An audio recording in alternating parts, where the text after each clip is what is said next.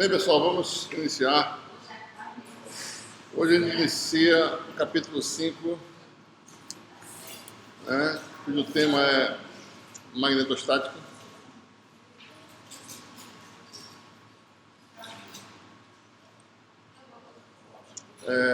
Estamos na aula 13, não é isso? E especificamente o que a gente vai fazer hoje está dividido em 3 partes, né? Esse capítulo. Então, hoje especificamente a gente vai falar sobre o conceito de força magnética, né?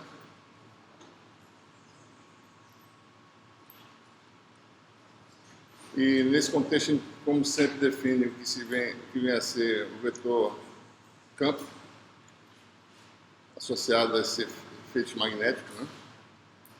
Especificamente, o nome desse campo vai ser o vetor densidade de fluxo. Como o nome diz, é um daqueles vetores que tem um significado de fluxo, né? Sua integral dá fluxo. Vai ter que saber o que quer dizer fluxo magnético. Depois eu vou falar sobre potencial vetor. E com isso a gente vai já fechar hoje com as equações de Maxwell para a magnetostática. Tudo no vácuo, né? Como sempre, a metodologia sempre é essa. A gente começa no vácuo, depois a gente vê como é que a matéria, né, magnetização, a polarização magnética, que a gente chama de magnetização, como é que ela vai influenciar, né?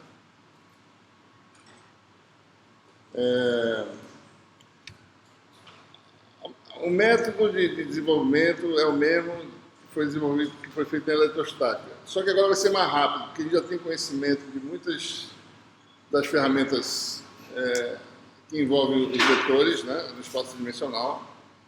Aquelas ferramentas lá que a gente falou no capítulo 1, né, os teoremas da análise vetorial.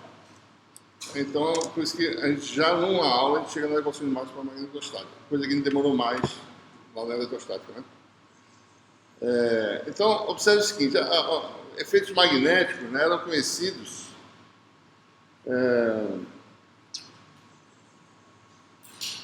como aqueles produzidos, isso até o século XVIII, né, por materiais, por ferro, né, materiais que tinham certas propriedades detectadas, né? Você aproxima 2 pedaços de ferro, você sente a atração ou repulsão, dependendo do estado de magnetização desses materiais, né? Ou seja, então os efeitos magnéticos eram identificados como aqueles provenientes da matéria magnetizada, né?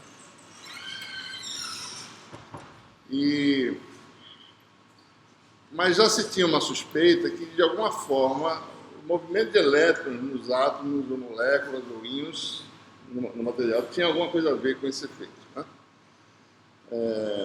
Então, em, digamos, 1819, 1820, Ursted fez um experimento em sala de aula, né? E com esse experimento ele demonstrou que efeitos magnéticos, esses identificados na matéria magnetizada, poderiam ser produzidos por correntes elétricas, tá? Isso foi acidentalmente, né? Ou seja, ele tem um fio, digamos assim. Ou seja, se tem corrente elétrica, já se tinha, né?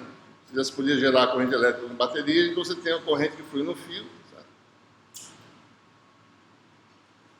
E você tem as bússolas, né? Tá? As bússolas que já eram utilizadas para orientação, navegação, etc. Então a bússola tem uma agulha de material magnético que se orienta no polo magnético terrestre, certo? Na direção do campo magnético terrestre. Então, se pegasse a bússola, colocasse, digamos assim, no mesmo plano do fio, tá?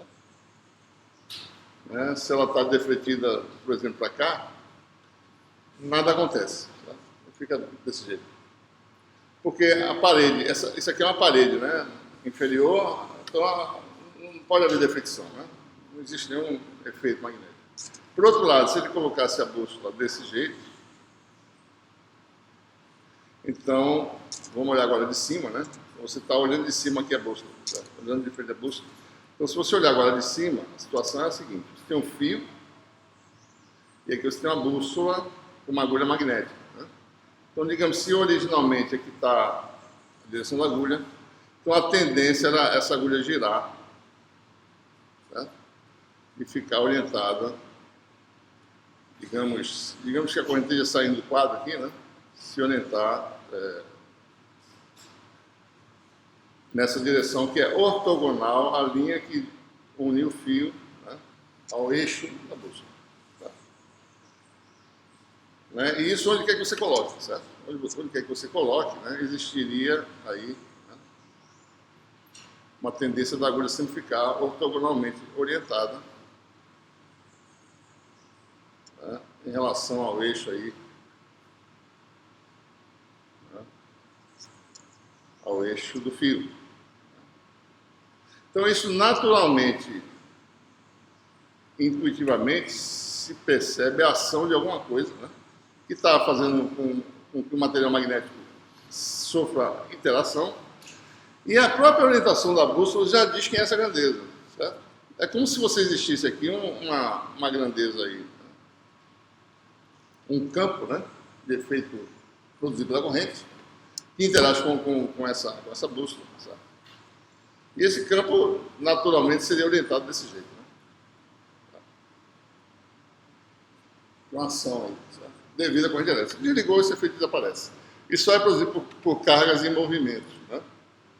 E esse efeito era o mesmo efeito produzido por um material magnético. Se você pega a bússola e bota perto do material magnético, ela vai defletir dependendo da orientação dos dois, né? Da bússola e do material magnético, certo? Ou seja, então, nesse momento começou a se perceber que a corrente elétrica, certo, pode ser o agente que produz esse efeito magnético em si. Então isso foi a questão mais de se determinar. Você com isso pode determinar quão forte é o efeito, né? Você não pode medir direito, certo? Mas a questão é como é que depende da distância, como é que depende da corrente elétrica, etc. Né? Então só depois que dois cientistas franceses, Biot e Savart, né, formularam, né, matematicamente de que forma, quão intenso é um campo de efeito magnético produzido por uma corrente que circula. A gente não vai entrar no detalhe de todos os experimentos que levaram a essa formação, mas a gente vai tentar formular, né, a interação entre circuitos portadores de corrente, porque se a corrente produz efeito magnético, o inverso pode ocorrer, né? Um circuito de corrente pode influenciar outro circuito de corrente, né? Então foi isso que se observou, sabe? Então, no fundo, o que acontece é que a matéria tem essas correntes atômicas que, coletivamente, no caso de materiais ferromagnéticos, fornecem um efeito como se fosse um circuito macroscópico. A gente vai ver isso com detalhe nesse capítulo, certo? Então, por exemplo, uma pastilha magnética, né? Você magnetiza ela, digamos, desse jeito, certo? Então você vai ter as correntes atômicas todas fazendo isso aqui. Então isso é equivalente a uma espira de corrente que circula uma corrente pela borda da pastilha, né? Coletivamente esse é o efeito que se dá. Então, no fundo, esse efeito natural da matéria magnetizada nada mais é do que um efeito coletivo dessas correntes atômicas, né? Então, esse foi o que você percebeu, certo? Então, o que ele vai fazer? Ele vai colocar todas essas informações mais ou menos de uma forma parecida com a lei de Coulomb. Ele vai mostrar que tem um efeito que é parecido com a lei de Coulomb, certo? Então, você tem dois circuitos, né?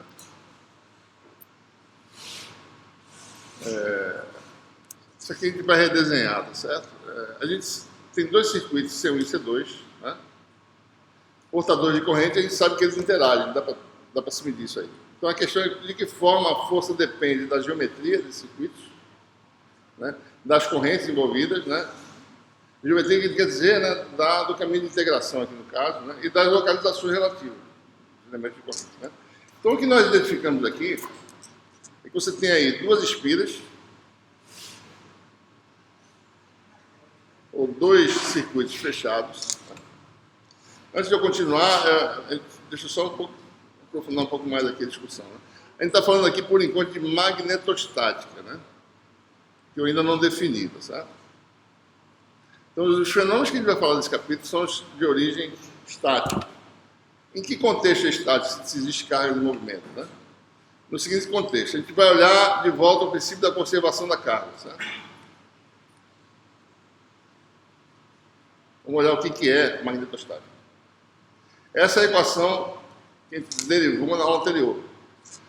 O J tem divergência se existir variação no tempo da densidade de carga. Né? Então, no regime em que d dt é igual a zero, é o que a gente chama de regime estacionário.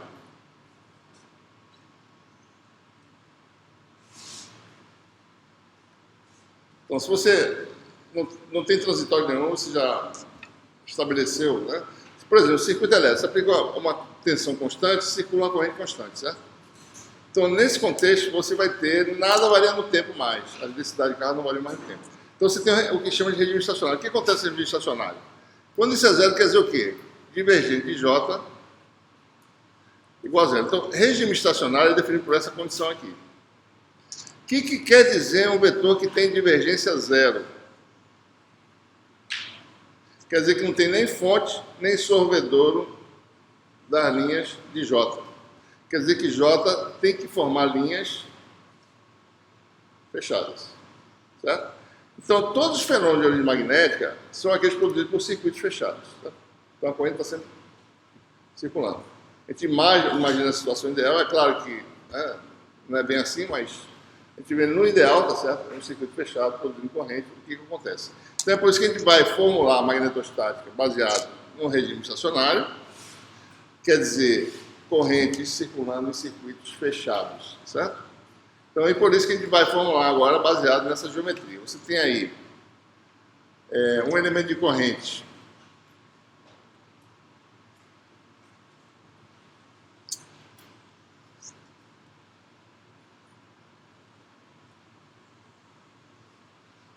circulando aqui, certo? Nesse sentido aqui, tá? Em 1. Eu oriento o meu elemento de comprimento. Isso aqui é um circuito C1, isso aqui é um circuito C2. Eu vou sempre fazer a integração de forma que você está, digamos, com o caminho à esquerda, né? Que tem implicações por rotacional, a rotacional foi definida dessa forma, a área está sempre à esquerda, né? Então, esse elemento aqui a gente chama de delta L', certo? É um elemento de comprimento de deslocamento diferencial ao longo do caminho C1. Da mesma forma, o desenho no livro está errado, né? Está ao contrário daqui, tá certo? Então, vou botar direitinho aqui. No circuito C2 você tem DL, né? E circula uma corrente I2. Se eu inverter o sentido dessas correntes, elas ficam com sinal negativo, tá certo? Nesse contexto aqui. Depois vai ter uma coisa mais rigorosa para poder estabelecer esses sentidos, tá certo? Mas é assim, se eu falasse, bom, se eu boto corrente assim, é porque essa corrente é negativa. Tem que ser no sentido da integração que a gente vai fazer aqui, tá? Bom, então veja bem. A localização desse elemento aqui é x'. E a localização desse elemento aqui é x. O que se pode medir é a força que esse circuito como um todo faz sobre esse circuito como um todo. Tá? Mas o que a gente quer fazer é quebrar essa força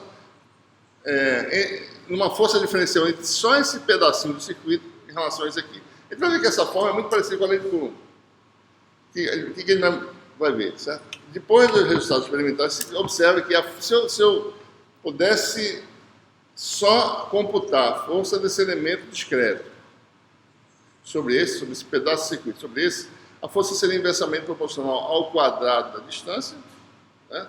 E proporcional às grandezas. Quanto mais comprido, maior o efeito, né? DL vezes DL' vezes DL, e produto das correntes. Né? Então, é muito parecido com o lei de Coulomb. Então, se você calcula, bom, seja F12, a cor original.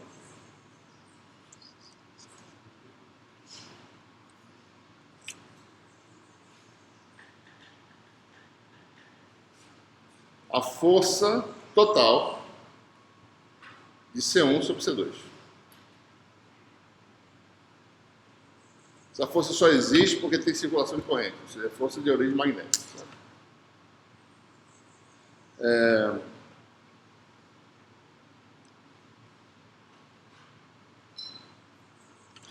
Seja dF12, a força de C1, ou seja, então F12 é a força entre os dois, de 1 sobre 2, né? dF12 é a força desse circuito como um todo, circuito C1, certo? Este, sobre só esse elemento, certo? Sobre dF, certo? Bom, então, e a força desse aqui? Bom, a força desse aqui é um pedaço desse todo, que é a diferencial dessa, certo? Delta de dF2. Aí eu chego, né, na força de delta L' sobre dL. Tá? O que se observa é que essa força pode ser colocada de uma forma, né, complicada vetorialmente para se entender, mas a gente vai entendendo aos poucos, né? Então, a força diferencial de elementos pontuais, digamos, cargas pontuais, agora são elementos correntes pontuais, delta de dF2,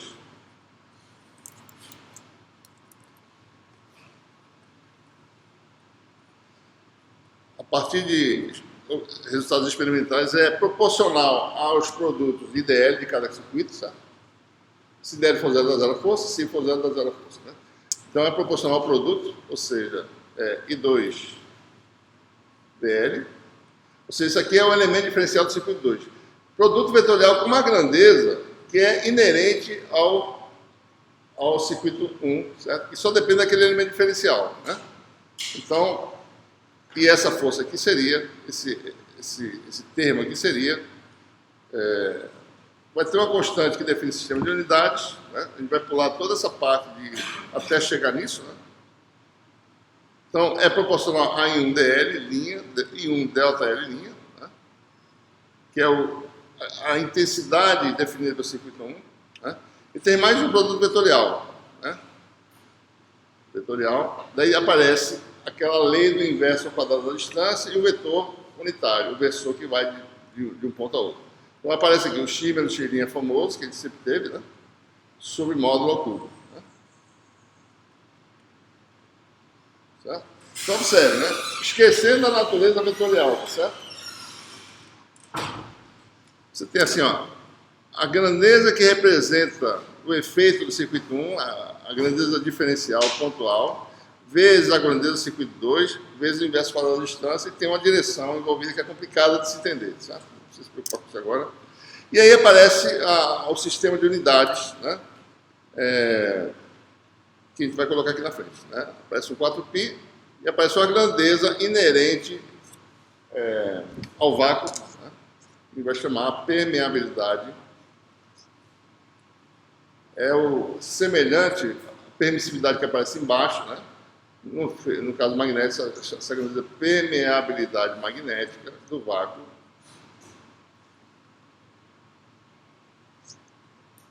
Se fosse sistema CGS, seria 1, né? Essa grandeza, né? Adimensional, mas aqui no sistema internacional, isso aqui vai ter uma unidade que a gente vai ver já já, certo?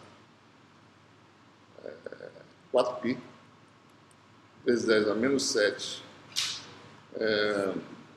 Weber por ampere metro. A gente vai ver depois que isso aí, na realidade, nada mais é do que Farad por metro, que fala de unidade de indutância, né? No caso elétrico lá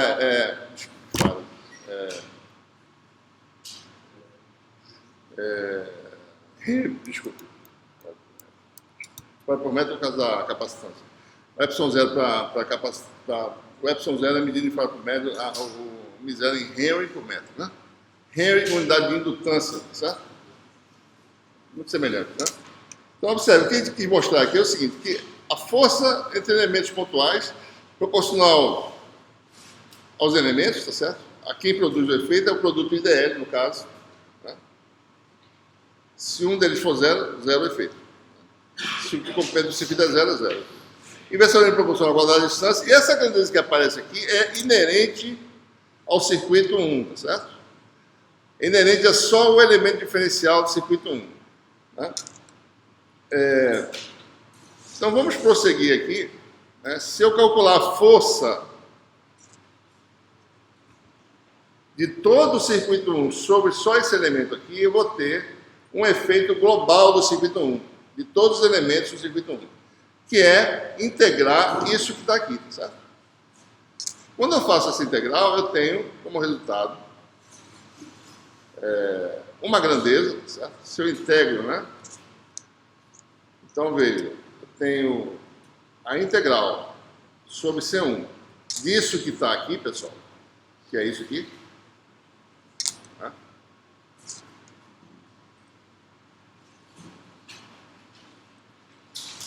Desculpa. É exatamente isso. Observe que assim, a integral é sempre fechada, viu, pessoal? Por quê? Porque todo o nosso circuito, a partir de agora, vão ser circuitos fechados. Certo?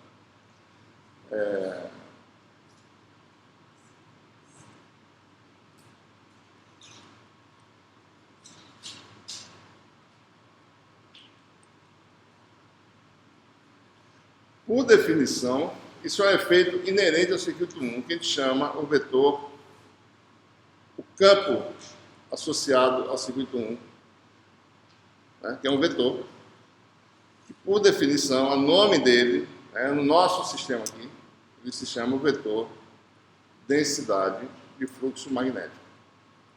Ele não é vetor campo magnético, tá?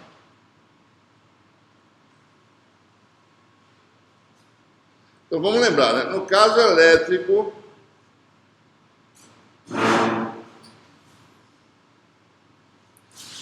a grandeza que dá a força elétrica é o campo elétrico, certo? Depois a gente inventou uma segunda grandeza, chamada densidade de fluxo elétrico, né?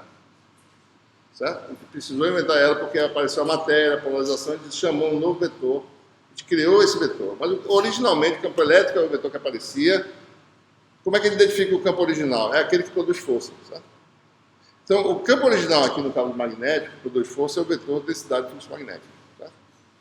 Okay? É um pouco diferente, né? Lá foi densidade de fluxo elétrico, que é falso. O verdadeiro aqui é o densidade de fluxo magnético, que é o verdadeiro. Assim, tá? Ele tem mais ou menos propriedades parecidas com o vetor de densidade de fluxo elétrico, mas ele é o vetor que dá força. Então, é o vetor original que a gente está criando aqui, certo? Então, observe. Então, com isso, né? Isso quer dizer que a força de todo o circuito 1, que eu já integrei, certo? Sobre esse elemento, ou seja, dF12, I2,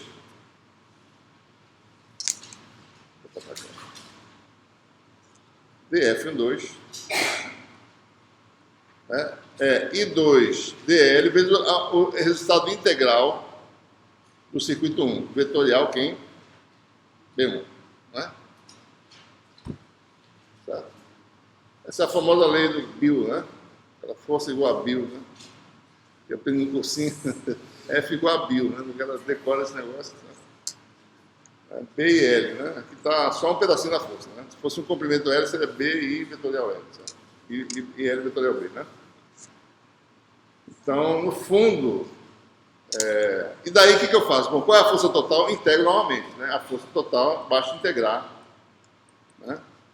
A integral sobre quem? Sobre o circuito 2, soma todas as forças, vai dar integral sobre C2, e 2dl vetorial P1. Né? Certo? Não estamos nem preocupados com a direção e sentido das coisas aqui, certo? Mas vamos começar agora a pensar nisso, né? Vamos falar sobre o campo primeiro, né? Ou seja, essa é a lei da força de origem magnética, né? Tendo um circuito, certo? C2, percorrido pela corrente 2, cujo elemento, né, orientado aqui do vetor de magnetismo dl, se ele está sob a ação de um campo B1, né, a força vai ser dada por essa soma aqui. Né? Certo? Isso aqui é a mesma coisa que aquela fórmula QVB, está na mesma coisa. Se você for pegar uma partícula individual sob a ação de um campo, vai dar QV vetorial B. Isso vocês conhecem física 3, né? É tudo a mesma coisa, certo? Isso é o resultado daquilo ali, na verdade. Né? Tudo bem. Bom, vamos agora falar sobre as orientações espaciais dessas coisas, né? A gente vai ver que faz sentido o experimento de Ørsted, né? As coisas que ele observou. Tá? Onde é que está aqui um espaço? Um espaço aqui. Voltemos, né? Circuito C1, certo? Vamos olhar agora só sobre o efeito magnético, né? Então, o efeito produzido por essa coisa circulando é um efeito que está em torno desse circuito, né? Que é o efeito magnético que tanto fala. Tá?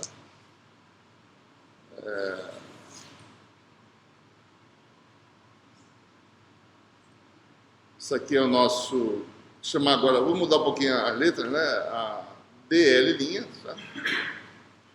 Aqui está o circuito C, né? Se chamar de 1+, tem um circuito que circula uma corrente I. Então, qual é o efeito magnético produzido por esse circuito? Bom, é uma grandeza aqui, a gente chamou de vetor de densidade de fluxo magnético, né? Então, se eu estou no ponto X', o efeito no ponto X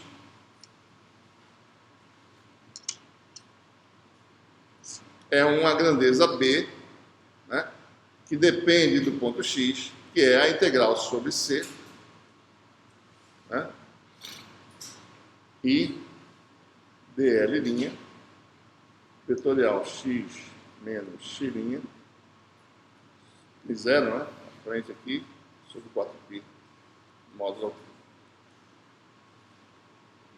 O efeito de um elemento diferencial varia com o inverso quadrado da distância. Só que você não consegue isolar um elemento único, sempre tem circuito fechado. Certo? Se você conseguir isolar, você violaria o princípio da divergência de J igual a zero. Né? Tem que estar circuito fechado. Certo? Bom, então, como é que é essa relação de orientação? Né? Ora, o vetor x menos x' é um vetor que está de x' para x, é um vetor que está assim, certo? Eu peguei aqui vamos pegar a contribuição de um elemento aqui, vamos botar ele aqui, tá certo? Aqui está um elemento do circuito, tá? Isolado, né? O DL' está assim, certo? Né? Aqui está o nosso x', certo?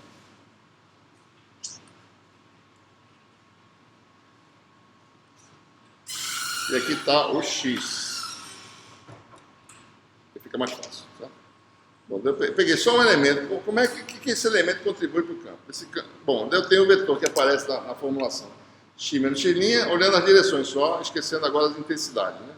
X menos x' é um vetor que vai daqui para cá. Né? Se você faz o produto vetorial de DL com esse vetor aqui, que é colinear com x menos x', vai dar em que direção? DL. Vetorial x menos x', a regra da mão direita, vai dar um vetor entrando aqui no quadro. Certo? Então, aqui nesse ponto, o vetor B estaria entrado no quadro. Certo? Então, olha lá o experimento de Ørsted, né? Olhando de cima, aqui está o fio, aqui está um ponto. Vamos olhar bem simplificadamente, né? A corrente sai aqui, certo? X menos x' está assim, ó. Eu estou observando o efeito aqui. Né? Então, se você for olhar, né, saindo do quadro, o vetorial dá para onde? Dá para cá. Então, a orientação desse vetor B, certo? É a orientação da agulha magnética. Né? B é o próprio vetor que se orienta na direção da agulha, certo? Então, se eu colocar aqui, certo? Esse elementozinho aqui vai fazer uma contribuição assim. Certo? Né? Então, o vetor B está sempre ortogonal a DL, né? E o ortogonal também a x menos x'. Ou seja, é ortogonal ao plano formado por DL e x menos x'. Está sempre ortogonal esse plano. Certo? Então, por exemplo, se você quiser fazer mais simples, pega uma corrente, bota ela na direção do seu polegar e você determina com a mão, certo? Qual é a orientação do vetor B. Né? Vai estar sempre fazendo isso, né? O que mais, né? Bom, isso aí é o campo, né? Dá para perceber, então, como é que é a orientação entre orientação do elemento de circuito, orientação do vetor de diferença e orientação do campo, certo? É fácil de determinar usando a regra da mão direita, né? Pega o polegar na direção do DL e faz assim, você tem o campo produzido por aquele elemento. É claro que não é só isso. Um circuito de uma forma irregular dessa tem que somar todas as contribuições, né, para saber para onde vai estar apontando o campo, certo?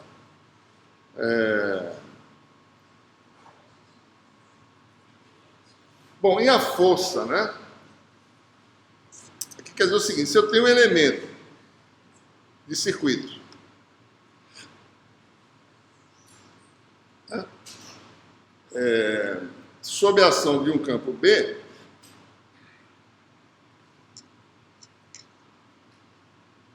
tem um campo B atuando sobre esse elemento, essa força está B, certo? Aqui está o elemento de circuito, que nesse ponto aqui está o vetor de deslocamento, e aí que está a corrente I2, né, no caso, certo? Nossa fórmula é que DF é I2 DL vetorial B, né? Essa é a formulazinha, né? A gente também percebe como é que é a orientação relativa. O produto vetorial dos dois, DL vetorial B, é ortogonal a ângulo, né? Nesse caso, estaria onde? Estaria fazendo algo saindo aqui, né? DL vetorial B é ortogonal ao plano, certo? Saindo aqui, né? A força é ortogonal ao circuito, ao elemento de circuito, e ortogonal a B. Isso que a gente observa, né? Por isso que a gente fala, né? Tem uma partícula aqui se movendo com velocidade v, né, sob a ação de um campo B. Se eu botar o campo entrando no quadro, certo? Vocês sabem isso lá de física 3, né? E DL é isso aqui, certo? É esse sentido aqui, né? DL é esse sentido de V, né? V vetorial B é ortogonal à velocidade, né? E faz com que essa partícula comece a fazer um movimento, né? Talvez circular, dependendo da uniformidade do campo. Tá? Então, isso tudo tem a ver com esse conjunto de experimentos que está escondido aqui, que culminou com essa lei, que mostrou para vocês que é uma lei que é parecida com a lei de Coulomb no contexto das intensidades, né? Produto dos efeitos, das grandezas que produzem o efeito, grandezas diferenciais, inversamente proporcional à distância, em um sentido vetorial bem diferente daquele que a gente está acostumado, que é no caso elétrico, certo? Então vamos começar a calcular alguns campos, né?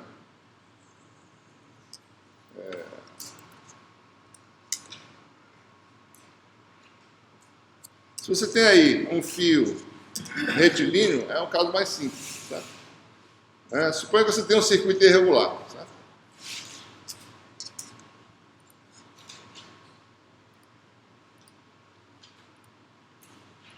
Circuito qualquer, né?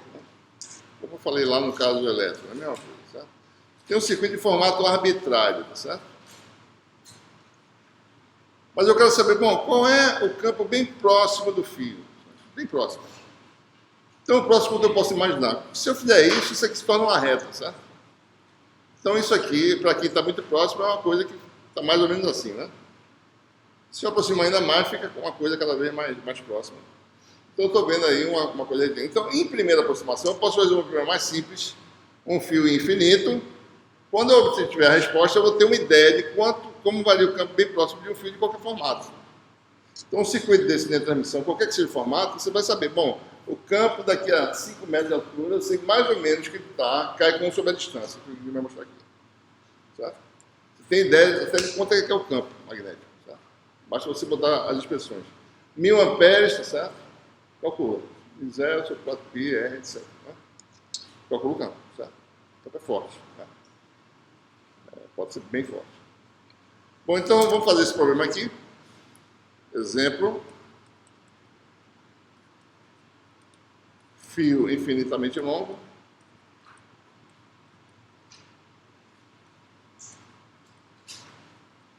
Né?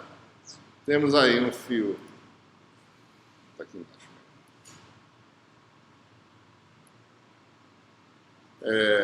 De dimensão transversal praticamente desprezível, né? Em que circula uma corrente. Como ele é sempre infinitamente longo, eu sempre coloco no sistema de coordenadas com uma origem onde eu quiser no fio, né?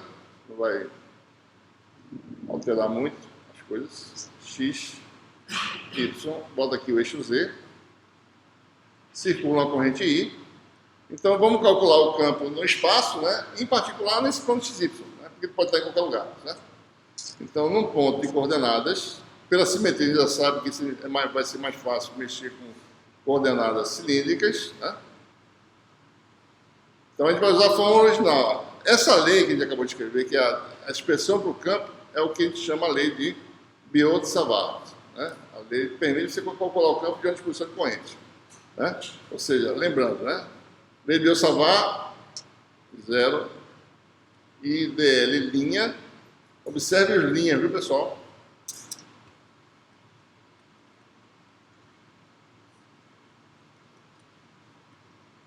X', como sempre, né, é o ponto que varre a distribuição, né? X', certo? dl' é esse elemento da distribuição da corrente. X é onde você observa o efeito. Então, como sempre, tem que saber aí quem é isso, quem é isso, quem é isso. Apenas isso. A gente vai se acostumar agora a calcular campos um pouco diferente do campo elétrico, né? Porque a natureza é diferente. Ao cubo. Certo? Então, o que a gente precisa fazer para calcular a integral? Bom, a integral é fechada, né? Certo? É porque isso aqui ele vai... se fecha, né? É um circuito fechado. Como a gente está muito próximo, né? A gente vai admitir que isso vai de menos infinito a mais infinito. Então, essa integral aqui se transforma a integral nessa variável aqui de menos infinito a mais infinito, certo? Né? Mas no fundo a integral do círculo fechado. O que está fazendo? Então, bom, elemento aqui, dl'.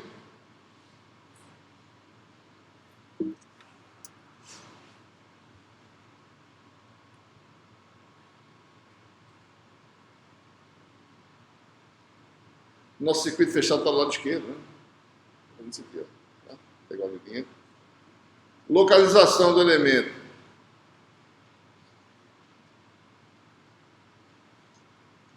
É esse vetor, x'. Olha, esse é um ponto de coordenadas 0, 0, z', né? Então, x', z', z. Certo? X está aqui, esse vetor. Em cilíndrica dá o quê? R a R. Né? X', e dl' é o elemento diferencial colinear com o eixo Z. dl' é dz' a Z. Vou calcular B, vai dar o quê? Integral em Z' de μ0i sobre 4π. Integral de menos infinito a mais infinito. I já saiu da integral, vai ficar AZ sai também, né? Deixa aqui, dz', ainda não, AZ, vetorial X R a R, menos R', menos X', que é Z' a Z, vetores ortogonais, né? Módulo da R2 mais E2 ao meio elevado ao cubo.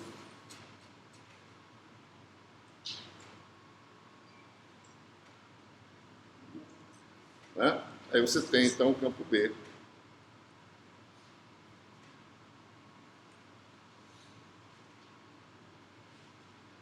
Integral. Daí vamos lembrar o produto vetorial. AZ vetorial Z dá 0, AZ vetorial R dá o segundo. É o terceiro da base vezes o primeiro que dá o segundo, que dá o afim, certo? R é constante, né? Vai ficar R.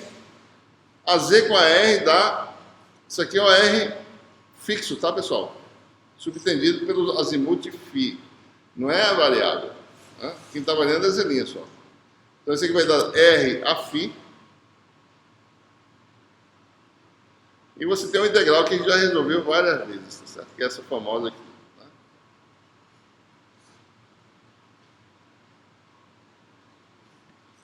Né? A gente não vai resolver porque já fez isso antes, certo? Bom, isso aqui é parecido com o campo de um fio, o campo elétrico de um fio infinito. Vai dar um resultado muito parecido. B igual a μ0i sobre 2πr. Né? Mesmo resultado, que é 1 sobre R, campo de fio elétrico a fio. Ou seja, isso mostra porque que a agulha se orienta, né? Sempre azimutalmente, né? A agulha magnética de um circuito, né? Cortando a corrente, vai ser orientado desse jeito, certo? Se você tem um fio assim, as linhas de B, vou chamar de linhas de... As linhas em que a agulha é colinear, né? Com o campo, são linhas concêntricas circunferenciais, né? Desse jeito. O que Ørsted observou, certo?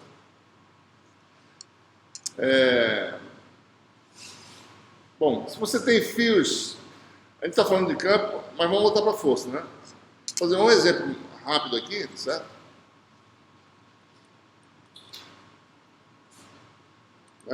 Como é que é a força de fios? Né? Você tem dois fios. Linha de transmissão, tem os fios, tá certo? Próximo, né? Vamos ver o que pode acontecer, tá? Força entre fios paralelos.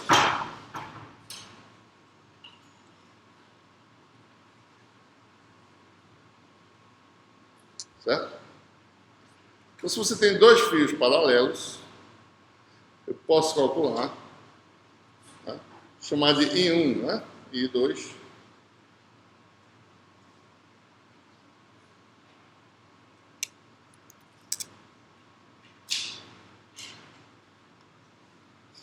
Eu sei o campo produzido por esse fio, eu quero saber, bom, qual é a força sobre esse fio como um todo. Vai ser uma força muito grande, né?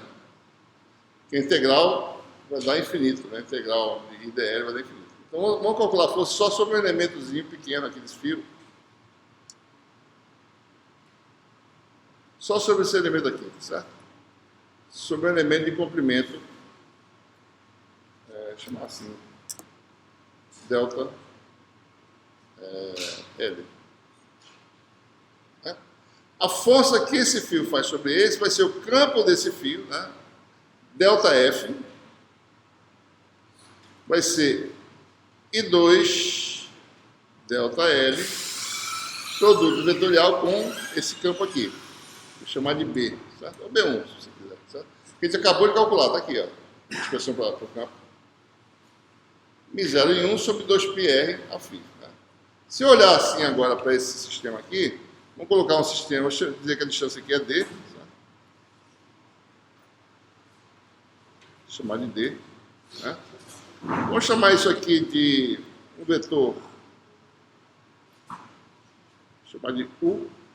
Tá? Então a gente vai poder determinar, né?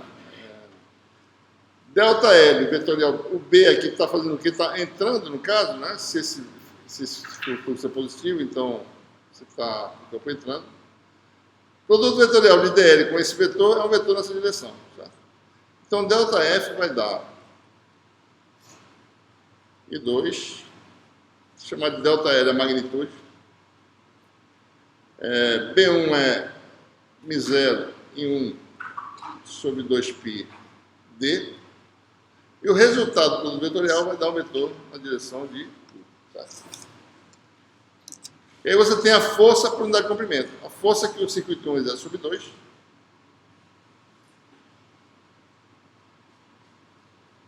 é Mi0 em 1 e 2 U sobre 2πd. Tá? Esse é o resultado. Proporcional ao produto das correntes, né? Inversamente proporcional à distância. Né? E no sentido de U. Então, o que nós temos aí? Se você tem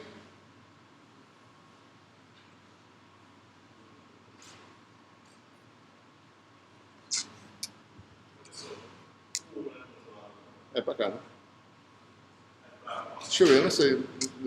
DL não é para cá, né? Menos 1, não é isso? É verdade, desculpa. Errei aqui. Fiz sem pensar, na realidade.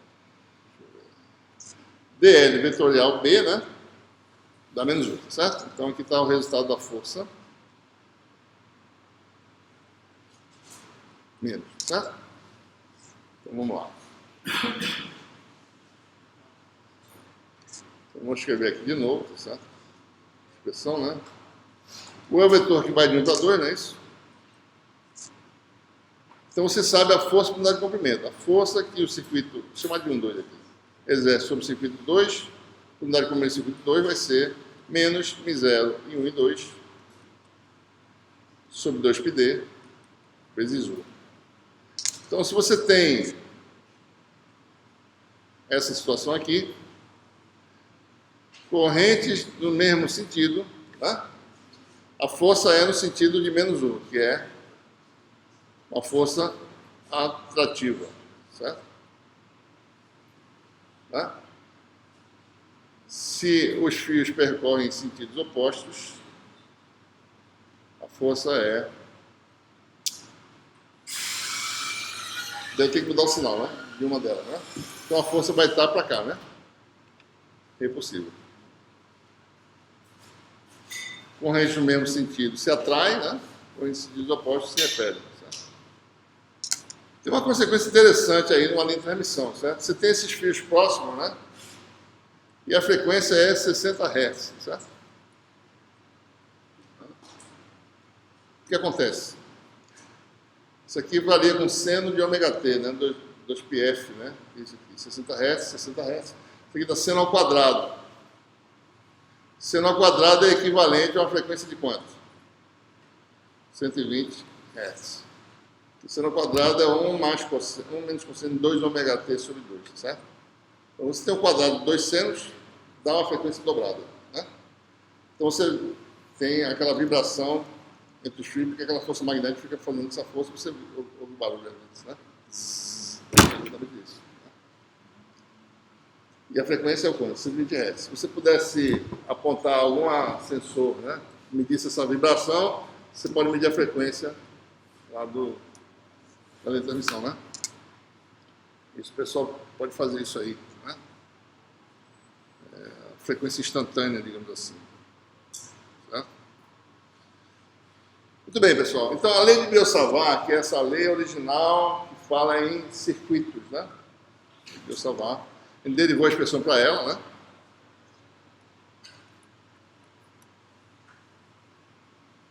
É a lei que permite a determinação dessa grandeza B, que é a densidade de fluxo magnético, né?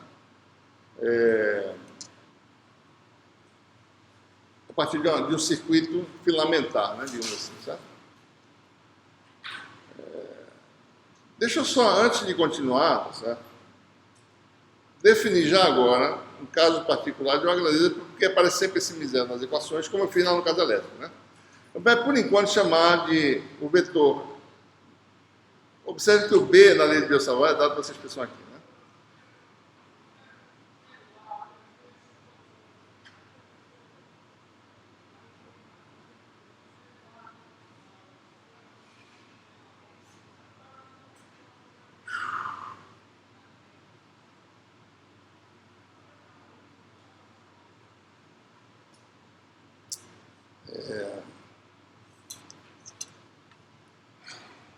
Dá para essa expressão aqui, 0i.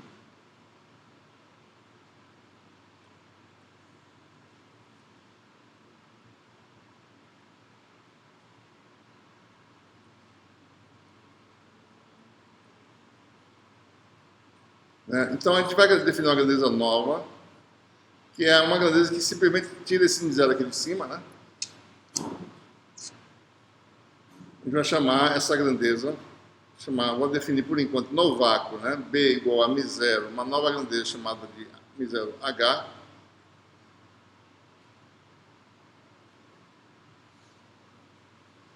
E essa grandeza chama de vetor campo magnético, né? Observem a terminologia, certo? Isso aqui é densidade de fluxo, né? Ou vetor indução magnética também.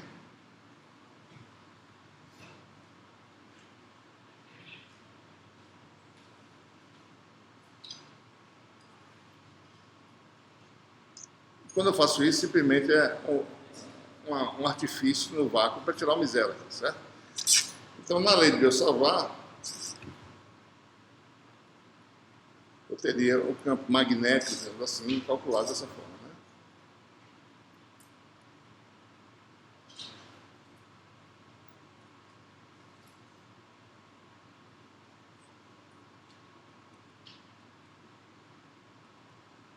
Observe que o campo magnético vai ter uma definição mais geral depois.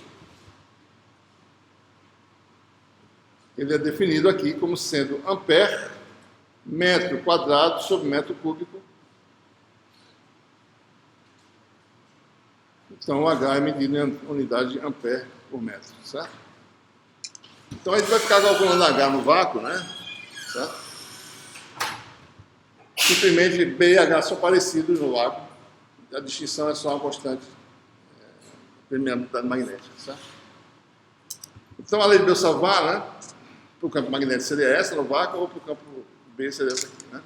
Ora, essa foi uma lei derivada para circuitos filamentares, mas você pode ter situações mais complexas, né? O circuito pode ser o fio pode ter uma dimensão transversal, certo? Né? Você pode ter uma superfície corrente, você pode ter um volume de corrente, né? Então,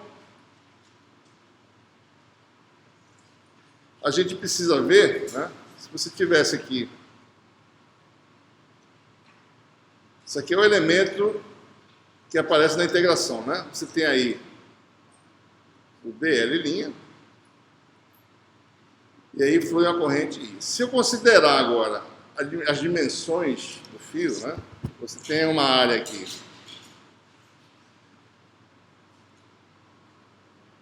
vamos chamar de ΔS, né?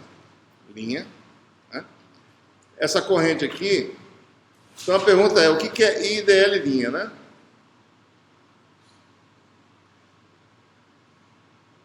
Bom, se eu tenho a densidade de corrente J, né? Então isso aqui daria o quê, né? Nesse exemplo aqui, I é JDS', vezes DL', né? Então a natureza vetorial agora, nesse caso, né, dimensionalmente é densidade de corrente vezes elemento de volume, certo? DSDV é elemento de volume. Então isso aqui passa a ser o vetor densidade de corrente DV'. Né? Então se eu quero passar para volume, tudo que eu tenho que fazer é transformar a integração filamentar numa integração de volume envolvendo a densidade de corrente J. Isso aqui dá o mesmo resultado, né? Ampere metro, ampere por metro quadrado, metro cúbico, ampere metro. Né? Mesmo resultado.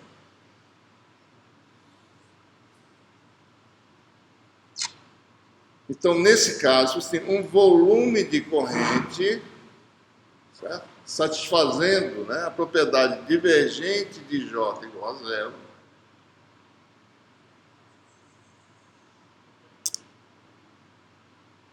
Se o elemento de volume é DV', escalar, certo? Localização X', o efeito magnético B ou H, no ponto X, né? Pode ser calculado. Você faz o quê? Integral de linha, né? IDL', vira uma integral de volume, né? Certo? É como se fosse várias espiras enroladas num emaranhado no volume, né? Então você está integrando no volume, na verdade, né? Vira integral de J DV', né? Então, é só fazer isso na integração, certo? A lei de Biot-Savart vai ficar mais generalizada agora. O campo B, ou no vácuo, igual a misela H, vai dar integral de volume, DV', miselo, J, em que ponto? No ponto X'. Vou botar aqui só para lembrar, tá? J no ponto X', vetorial.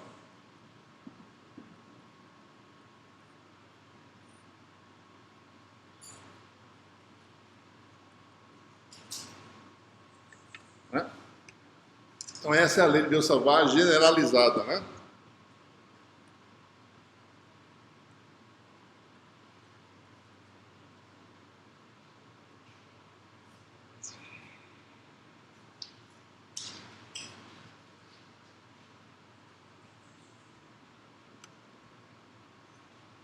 Certo? Em algumas situações, o volume pode ter só mais duas dimensões e uma terceira dimensão pequena. Você pode ter uma folha de corrente, né? Então, nesse caso aqui, você vai ter, por exemplo, uma superfície corrente. É claro que isso aqui se fecha, né? Você pode ter uma superfície fechada. Né? Estou mostrando só um pedaço de superfície S, né? Para ser mais preciso, né? A superfície tem que ser fechada, né?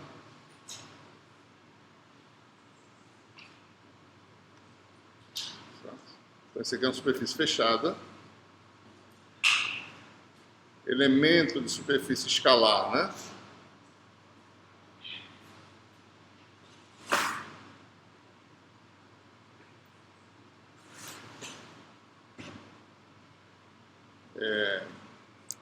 Esse aqui é ponto X', esse aqui é ds', né? Ora, então observe, né? Quando você tem, deixa eu agora pegar um elemento de superfície aqui, certo? Vou fazer mais, fazer assim, exagerar um pouco mais. Aqui está um elemento de superfície que eu fiz tão pequeno que ele pode ser um paralelepípedozinho, certo? Esse é o elemento de volume. Aqui você tem a densidade corrente está fazendo isso, né? J, né? Aqui está a seção atravessada, né?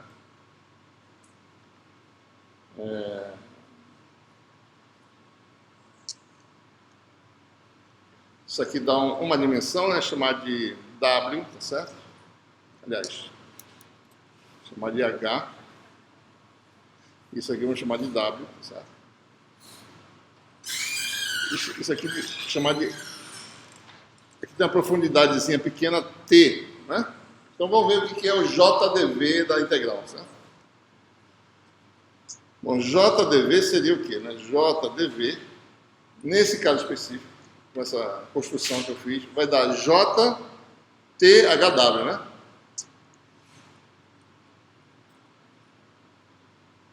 Certo? JdV dá isso. É produto de 3 dimensões pequenas, né? Ora, quando isso aqui é muito pequeno, isso aqui pode ser transformado numa nova grandeza, certo? Você não tem volume, você tem superfície, mas isso aqui tende a um limite que a gente chama de K. Isso aqui é essa área aqui. WH eu vou chamar de ds. Então, o que acontece se eu tenho uma superfície? Eu defino uma densidade de corrente superficial K, certo? Tal que eu não preciso integrar no volume, porque uma dimensão é praticamente zero, certo? Que é a dimensão T, a espessura dessa casca aqui, né? É muito pequena. Então, o JdV eu transformo em K, um vetor K, que é a densidade de corrente superficial.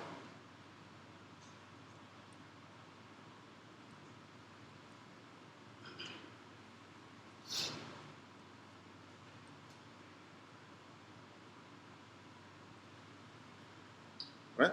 Então, eu mudo a integral de volume para a integral de superfície, né? Em que JdV se transforma em KdS. Então, observe o que a gente faz, né? IdL vira JdV, que se for superfície, vira KdS. Né?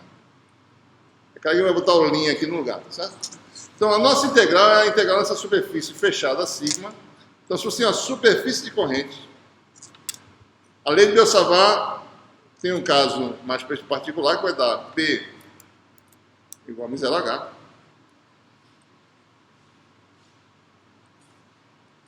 Igual a integral de ds' escalável, pessoal. O vetor está na densidade. O vetor de densidade corrente é um vetor, certo? Só no filamento que a gente usa o elemento de comprimento vetor, né? E escalar, e corrente escalar. Agora, quando eu transformo em densidade corrente, todos são vetores. Então, o elemento geométrico diferencial vira escalar, certo? Então, nesse caso, ds' fica ds' K, aonde? No ponto X', né? Nesse ponto aqui, ó. Aqui tem a densidade corrente circulando na superfície, né? K, certo? Então, K no ponto X', só lembrando, né? Produto vetorial de X menos X' sobre módulo... Aqui tem um mi0 sobre módulo ao cubo, certo?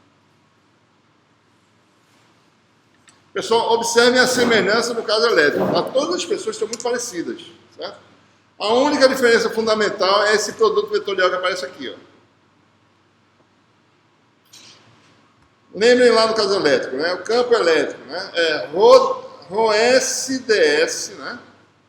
dq, né? Era dq lá, certo? É o que aparece aqui.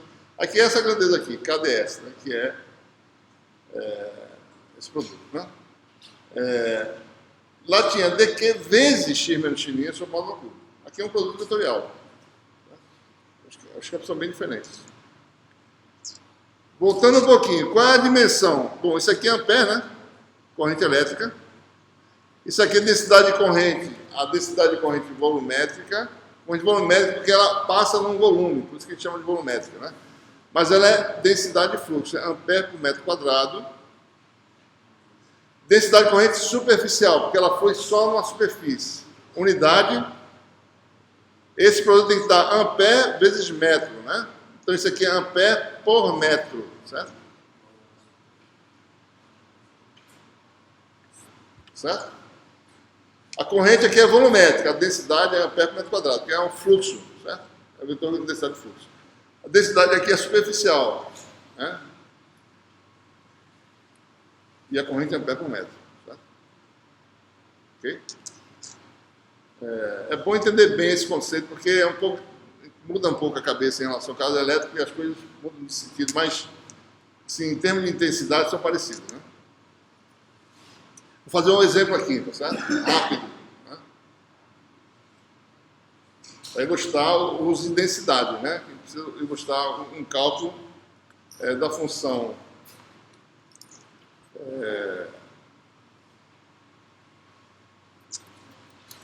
densidade. Vamos fazer um caso aqui superficial, que é o caso de exemplo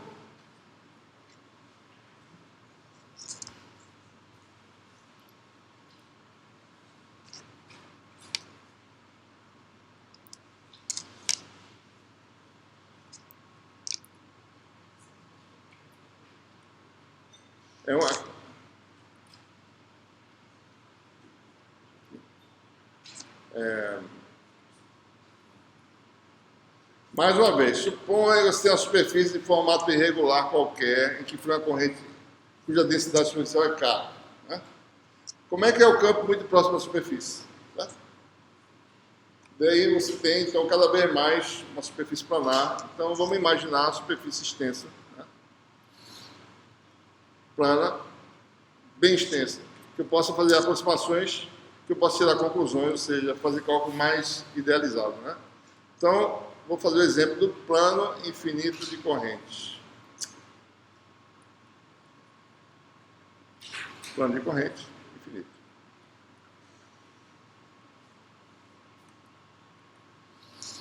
Você tem aí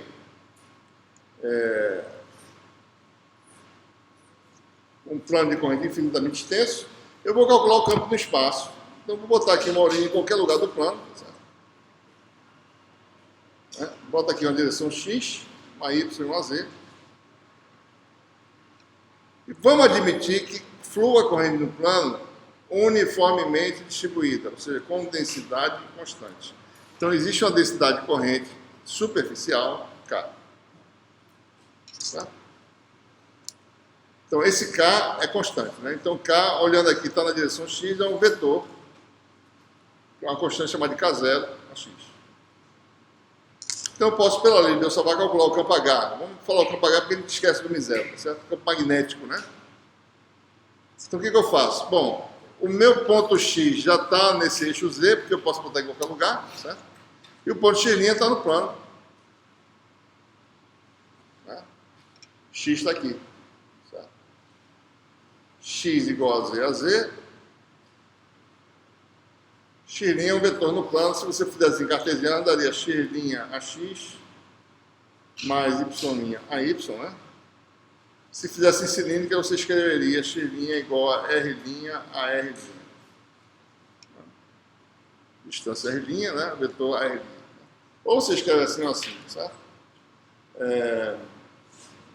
Então, lei direta, lei de Biot-Savart. Então, a integral de superfície, vou calcular H, né? Integral dupla, né? Na superfície, quem é ds', né? É um elemento de área, dx', dy'. Se fosse cilíndrica, daria o quê? R', dr', dφ'. Se eu fizer em cartesianas, isso aqui, as variáveis variam de menos infinito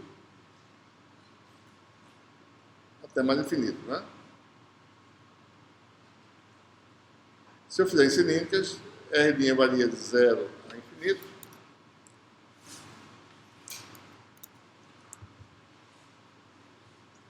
E φ varia de 0 a 2π. Né? Então, direto, lei de Biot-Savart, vamos começar por integral de coordenadas cartesianas, vai dar I sobre 4π, integral dupla,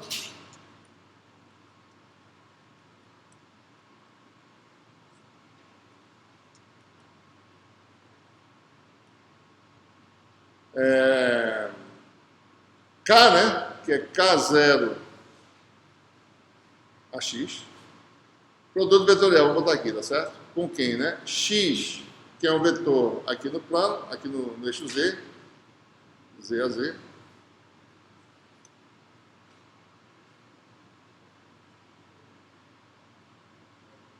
menos x', que é esse vetor aqui, né? Menos x' a x, menos y' a y, e aí sobre o módulo disso ao cubo, né? Então, esse aqui tudinho, quando vetor é com isso, sobre módulo ao cubo, que os vetores são todos ortogonais, sobre x' ao quadrado mais y' ao quadrado mais z2 elevado a 3 meios, certo?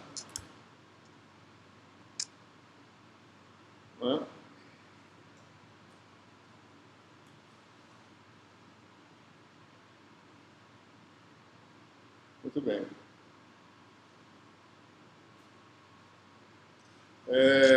Então, se eu prosseguir aqui com esses produtos vetoriais, né, vai dar H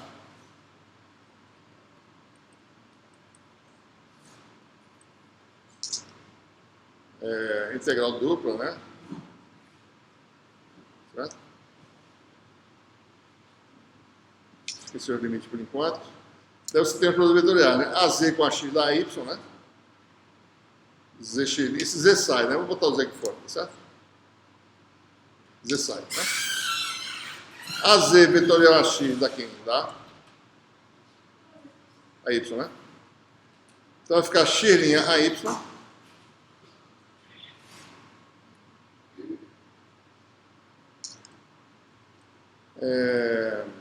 AZ com a y dá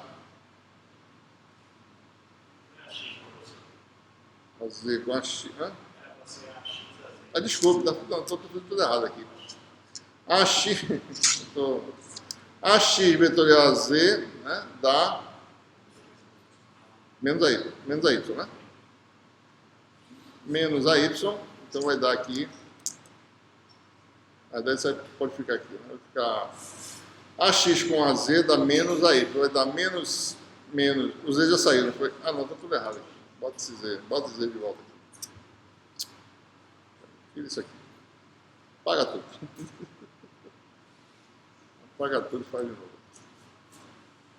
I sobre 4π integral em dy', dx', vamos lá. K0, né? Que é esse aqui? Não tem I, né? Tá errado, certo? É o K0, né? Não tem I nenhum, certo? K0. O que é isso aqui, bicho? Sobre 4π. Uma mistura de lei diferentes, né? K0 sobre 4π, daí vamos lá. AX vetorial a Z, né? Menos a y vai dar menos z a y, certo? E aqui você tem AX vetorial x dá 0, AX vetorial y dá AZ, né? Menos y' a z. Certo? Sobre x' ao quadrado mais y' ao quadrado mais z2 a 3 meios. Né? Tem duas integrais para resolver, tá certo? Vamos olhar primeiro para essa que é fácil. Essa aqui, ó. Essa envolvendo só essa grandeza aqui é super fácil de fazer, certo?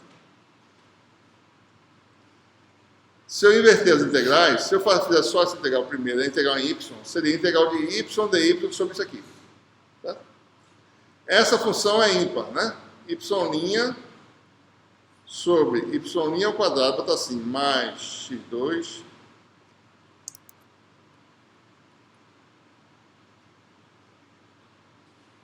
Isso aqui é quadrático, certo? Isso aqui é linear. Essa função é ímpar, né? Ela vai para zero no infinito, é zero na origem, tem um máximo e um mínimo. Se você olhar essa função, tem esse jeitão aqui, certo? Né? Integral dá zero. Né? Cancela. Se eu fizer a integral disso dy, de zero a infinito, menos infinito a mais infinito, vou fazer a integral desse tipo aqui. Né? Para cada argumento que eu tiver aqui, sempre vai ser a integral desse tipo aqui, tá certo? Né? Porque essa função sempre zero na origem, dá zero no infinito, que isso dá y sobre y2, y3 dá 1 sobre y2, que dá zero, certo? Então ela tem que ter um máximo positivo de um lado e um máximo negativo do outro, no mínimo, né? Então tem um cancelamento. Então essa integral aqui dá zero, né? Sem fazer. A gente já fez isso lá no caso eletrostático, né? Então fica só a integral simples aqui, que fica dx dy vezes z. Então h vai dar menos z, menos k0, z. Daí ficou um vetor que é o vetor AY, né? Seu 4π. Integral dupla, vou botar assim, né? Dx' dy' sobre z2 mais x' ao quadrado mais y' ao quadrado elevado a 3 meios. Tem alguma coisa errada aí? Acho que não, né? Menos z, a y saiu, ficou integral dupla disso aí. Essa integral é fácil de calcular se fizer em cilíndricas, aquela coisa que eu falei, né? Isso aqui é o elemento de área, né? Isso aqui é z2 mais r' ao quadrado. Observe que é super fácil, né? Aqui está R2, Z2 mais R2, RD em cima, né? A derivada está em cima, integral de φ dá 2π. Tá? Então, vamos pular o cálculo, que já fiz isso antes também. Né? Vocês fazem depois direitinho para ver se dá isso aqui. Então, H vai dar. Esse integral tem que ter muito cuidado para fazer, porque dá um módulo, da raiz quadrada do número ao quadrado, tem que extrair o módulo, tá certo? Então, se vocês fizerem, vai dar.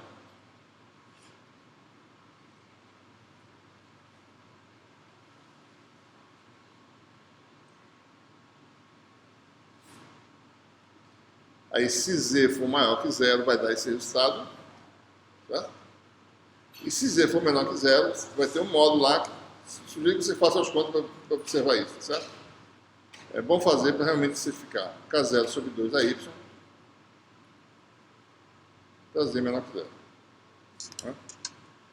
Então, e o B é o que? É μ0H, certo? B, tá? Você botar B,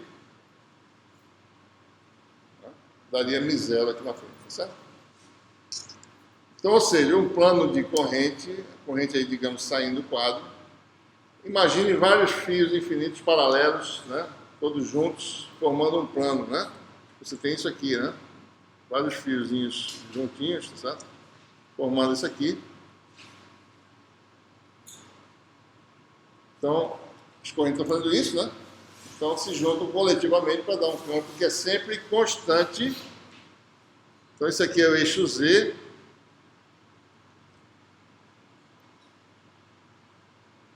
Isso aqui é a direção Y, né?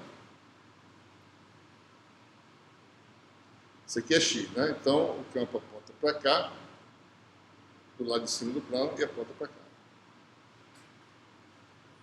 Né? Ora, e o que acontece aqui na superfície, né? É uma coisa lá do caso elétrico, certo? Se você for aproximando, se você fizesse um gráfico do campo H de um plano muito extenso, né?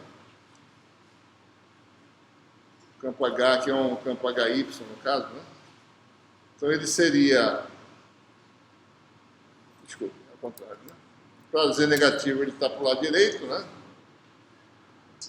E para Z positivo está do lado, está para o lado esquerdo. Então ele é negativo para Z positivo, né? Tem uma descontinuidade de repente, né?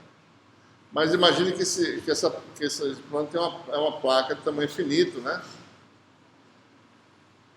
Que no fundo a corrente se distribui no volume da placa. Se você fizer a conta direitinho, para esse caso aqui, um caso simples, isso aqui vai dar um campo que vai transitar desse valor para esse de forma contínua, certo? Aí, à medida que se aproxima, diminui esse tamanho, você vira uma descontinuidade. Ok? Dá uma carreira aqui. Muito bem.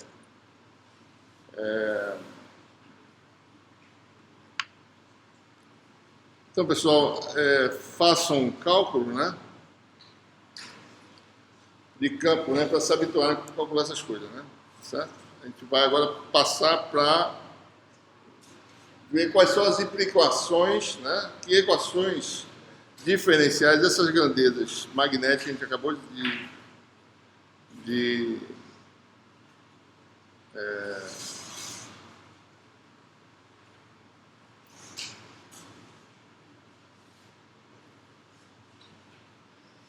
desenvolver, quais são as implicações, né?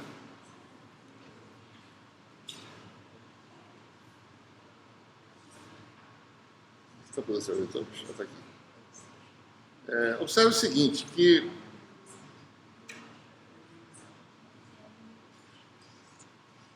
no caso elétrico, a gente definiu a grandeza escalar, potencial escalar, que era a grandeza auxiliar intermediária. Aqui nós vamos definir aqui um potencial vetor magnético. Por que potencial? Porque é a grandeza intermediária. É a grandeza que permite o cálculo da grandeza final. Potencial vetor magnético. Observe esse potencial vetor. Oi. Tem. Teoricamente. Aumentar? Aumentar. Está frio, né? Eu estou com calor do lado de cá. Bota para cima, né?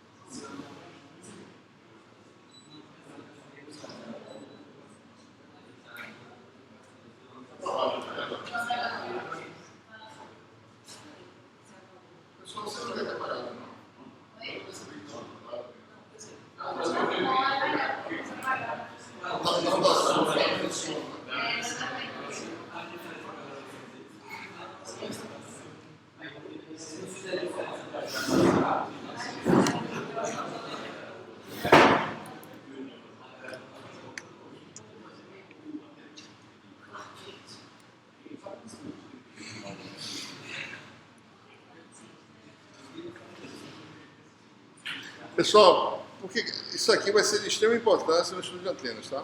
Do Mag 2. Agora vai ser mais ou menos de uma certa importância, mas o uso do potencial vetor aparece lá nos antenas. Né? Cálculo de radiação de antenas, cálculo do potencial vetor. Né? E daí você calcula os campos depois, tá certo?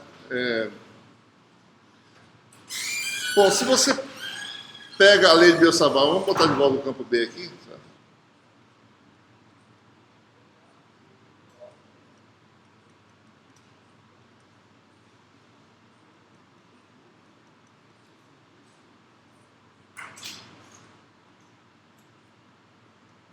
E usar aquelas propriedades que a gente falou anteriormente, né?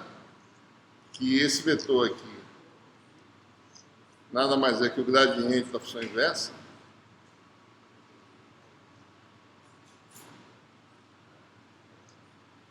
A função inversa 1 sobre R tem como gradiente menos 1 sobre R2 a R. Né? É exatamente isso aqui, certo? Aqui tem o vetor AR, que é x menos x' sobre módulo, e 1 sobre módulo quadrado, que é 1 sobre R2. Então, o gradiente de 1 sobre R menos vai dar AR sobre R2, que é o que nós temos aqui, certo? Então, se você usa essa propriedade, né, joga aqui nessa expressão e faz uso de identidades vetoriais que nós derivamos anteriormente, você pode mostrar que o campo B pode ser escrito dessa forma aqui, certo?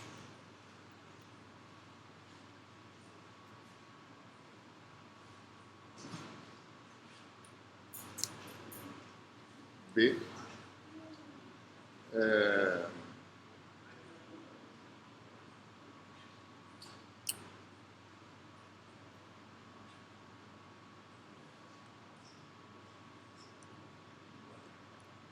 Integral de volume do rotacional, certo? Eu vou pular aqui umas etapas, tá? Mas vou dizer por que dá isso, certo? Dv' 0 J X'. Para fazer isso, se fez uso aqui de uma identidade vetorial que nós já sabemos, certo? Que é rotacional de uma função, né? Que é a função inversa, vezes um vetor. Né? Rotacional de uma função vezes um vetor é menos o vetor, produto vetorial com o gradiente da função,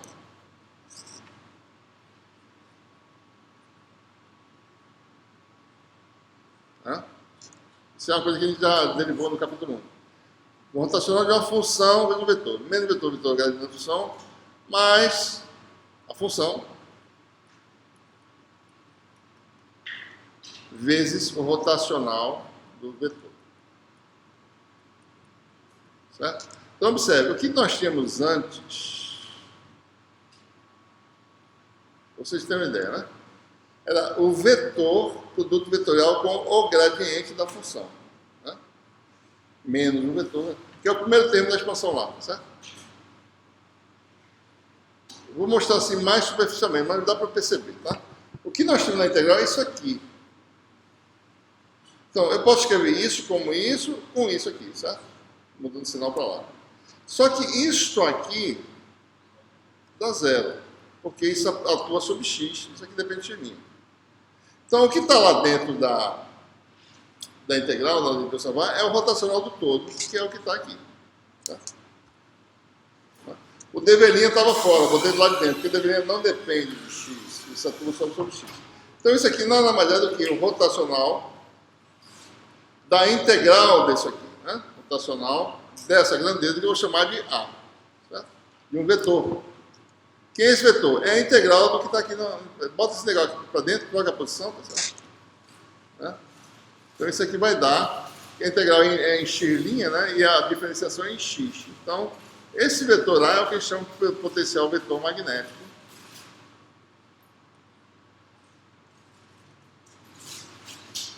Que tem uma relação vetorial de direção com J bem mais simples. E que é parecido com o potencial escalar, viu, pessoal? E aqui aparece a função inversa agora, não é a função módulo oculto, né? Lá no caso elétrico, a potencial escalar é igual a integral de volume de ρdV sobre 4π epsilon zero, distância, módulo da distância, certo? Aqui é a mesma coisa, só que é vetor. Potencial vetor é JdV sobre distância. Mesma coisa. Né? Outra coisa importante, né? Esse vetor não tem uma interpretação física como no caso escalar. Lá tem conexão direta com energia potencial. Aqui não tem. É só uma grandeza auxiliar. Certo? Que grandeza é essa? É aquela que, se eu calcular o rotacional dela, eu tenho B. Certo? Essa é a vantagem. Né? Eu calculo uma integral mais fácil de calcular. Certo? No princípio, não tem produto vetorial aqui em cima. Certo? Às vezes é mais difícil, mas pelo menos conceitualmente parece mais simples, né? Então quer dizer o seguinte, se você tem um volume de corrente, certo? Cada elemento de volume em que a corrente que foi é J, me produz uma contribuição num ponto do espaço. Tá assim, tá? Para ficar mais fácil. Num ponto X, que a contribuição desse elemento deveria é um vetor dA que é paralelo a J, certo? Observe, né? Isso aqui é o dA. dA de um elemento de volume, tá certo? Então, ele é colinear com J. Então, esse elemento me dá esse potencial vetor dA aqui, certo? Outro elemento dá um outro potencial vetor que vai estar em outra direção. Você soma vetorialmente o resultado total, certo? Então, se você tem, por exemplo, um fio infinito, ou finito, qualquer que seja ele, certo? Retilíneo, né? Como é que é o potencial vetor? Na direção do fio. Tá? Se tem um plano de corrente, Como é que é o potencial vetor? O vetor na direção da densidade de corrente. E todos os elementos de corrente são colineares, certo? Se você for avaliar, por exemplo, se tiver uma espira circular, corrente, vai dar um potencial vetor que tem a mesma forma, parecido, certo? Ou seja, como se fosse uma imagem daquela distribuição. Ele tem mais ou menos, né, o jeitão da distribuição.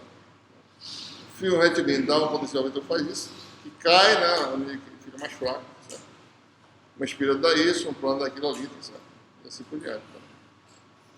Certo?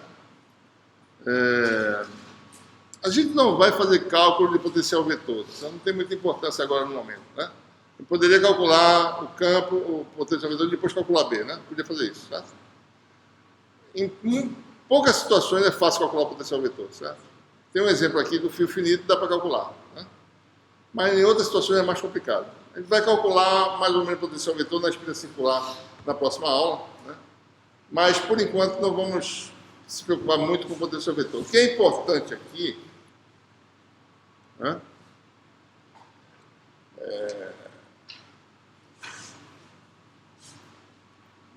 concluir essa aula, né?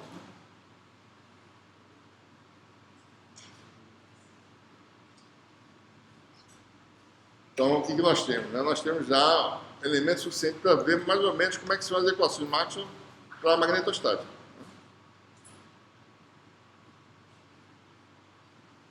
Lembre, né? Teorema de Helmholtz. Para cada campo que você define, você precisa ter divergência rotacional, né? Você ter ele unicamente definido, mais uma propriedade na região, na fronteira da região. Em geral, a componente normal do campo na superfície, né? Você resolve a equação diferencial com as condições de contorno, resolve tudo, certo? Mas, em princípio, precisa de quem? Divergente rotacional. Então, é isso que eu preciso saber. O campo original que ele definiu aqui é o campo B. Então, quem é divergente de B? Essa é a pergunta. Quem é rotacional de B? Tá? As equações de Maxwell têm essas, mais ou menos para dizer isso, né? Para generalizar mais um pouquinho. Mas, em princípio, é quem é o divergente de B e quem é rotacional de B. Tá? Bom, uma resposta nós sabemos já. Se B é obtido do rotacional de A, né? O que quer dizer isso? Divergente de B é sempre zero. Propriedade fundamental dessa nova grandeza magnética, né? O vetor densidade de fluxo magnético. Tá? Já vê que essa propriedade só existe para B, tá? No caso geral. H não tem essa propriedade. Pode não ter essa propriedade, certo? Pode ter no vácuo. No vácuo tem, mas não em meios materiais em geral. Em meios simples, sim. Em meios mais complicados, não. Então, o campo que tem essa propriedade de ter divergência zero, verdadeiramente é o campo B. E aí surge a primeira conclusão importante da magnetostática. O campo B forma sempre linhas fechadas. Se isso aqui não fosse zero, eu teria colocado do lado direito uma densidade de carga magnética aqui, certo? Então, primeira conclusão, não existem monopolos, porque carga é o que a gente chama de monopolos, né? Lembre do caso elétrico. Monopolo, uma carga só, duas cargas de polo, né? Um par de cargas cuja carga total dá zero, mas estão separadas não de polo. Então, monopolo magnético não existe.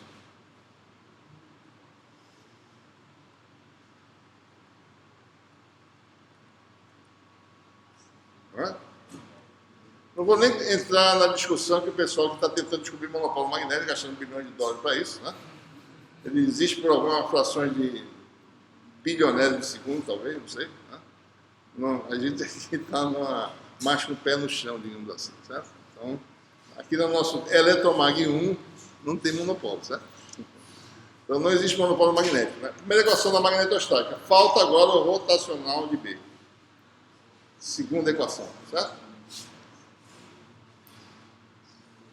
Bom, vai gastar o tempo que resta para a gente mostrar quem é o rotacional de B. Vamos lá. Eu vou fazer algumas álgebrazinhas aqui. Bom, divergente de B estando determinado, falta agora rotacional de B. Dado que B é rotacional de A, a gente vai aqui usar o A, né? Para determinar. Rotacional de B é rotacional do rotacional de A. Temos uma identidade vetorial que diz que isso aqui é o gradiente do divergente de A menos laplaciano de A. Tá? Bom, eu sei quem é A de uma disposição de volume, né? O laplaciano ele vai ver que é super fácil de determinar, certo? Isso aqui não é difícil calcular. A pergunta é quem é divergente de A?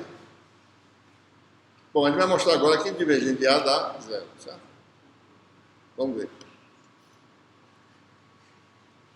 Então, a gente vai pegar a expressão para A, que a gente acabou de derivar, potencial vetor. Lembrando, né? Integral de volume.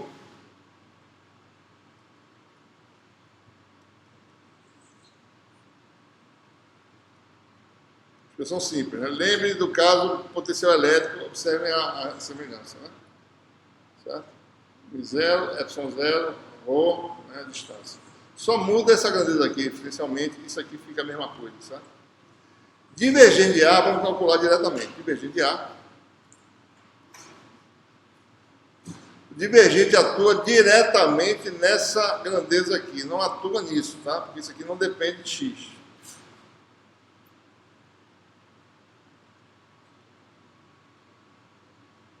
E vamos expandir isso aqui, tá certo?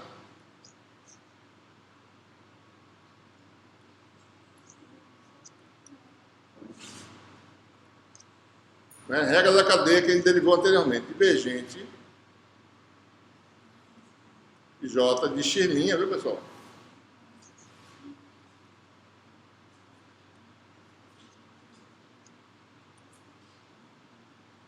Bom, então o que é isso aqui, né?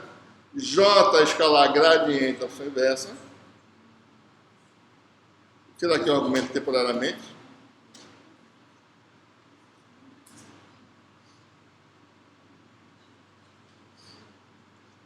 Mais o quê? Mais a função. Mais, vou botar aqui. 1 sobre x menos x'. Vezes divergente de J. Agora vamos botar o argumento de J, é? X', sabe? Ok? Então, divergente de J de X' dá quanto? Zero. Porque na aba atua sobre X. Né? Isso aqui dá zero. Ou seja, então, divergente daquilo ali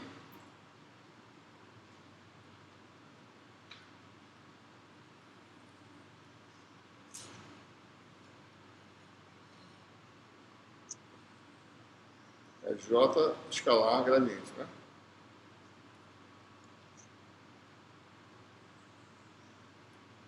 Certo? Suponha por um momento que eu quisesse calcular em paralelo o nabla linha disso aqui, certo? Então vamos calcular. O que daria? Por que eu estou fazendo isso? Porque se eu fizer isso, né, se aqui fosse nabla linha, por exemplo, teria um teorema de Gauss aqui. Integral de volume do divergente do vetor. Observe que fosse linha. Aqui não aplica a teoria de Gauss porque é nabla, não tem linha. Mas tem que ser em relação à variável de integração, certo? Se fosse linha, eu usava a teoria de Gauss facilmente. Eu teria alguma conclusão. Então vamos descobrir o que é nabla linha. Isso aqui. Mesma coisa, regra da cadeia, né? Idêntico, certo? Vou economizar quadro e vou voltar aqui para cima, tá? Se fosse nabla linha, daria J produto escalar com nabla linha mais função inversa vezes nabla linha de J. Agora eu tenho que observar o que é isso aqui. Agora a nabla linha atua sobre x', certo? Mas no regime de corrente estacionária, quem é o divergente de J? Zero. Então também isso aqui dá zero. Então nabla linha daria a mesma coisa, só que eu mudaria para nabla linha aqui, certo? Nabla linha dá muito parecido. Num caso, o divergente de J dá zero, porque é divergente aplicar em x e J depende de x'. No outro caso, porque o divergente de J em si é zero mesmo, certo? Então você tem aqui J, produto escalar com nabla linha, opção inversa. Qual é a relação entre nabla da função inversa e nablalinha da função inversa?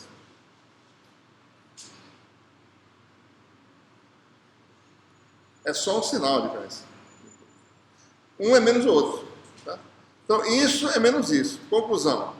Isto aqui é igual a menos esse de baixo. Tá? Então, se eu voltar lá para cima, eu posso transformar em nablalinha simplesmente aqui mudando o sinal. Tá? Essa é a conclusão dessa, né, regra da cadeia. E agora eu já não posso mais tirar a integração, mas agora eu posso fazer de Gauss. Então vamos imaginar aqui o que está acontecendo, né? Divergente de A, divergente nabla mesmo de A, é menos, vou botar aqui, μ0 sobre 4π,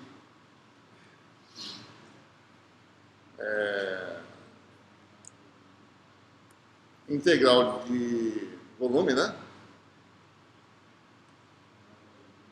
Dessa quantidade do divergente, né?